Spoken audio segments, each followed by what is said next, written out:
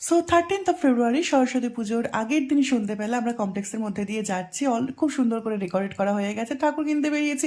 এবারে একটু মিডিয়াম সাইজেরই ঠাকুর কেনা হয়েছে। আমার প্রচণ্ড শরীর খারাপ, জ্বর। তো মা এই ঠাকুরটাকে নিয়ে যাচ্ছে বাড়িতে।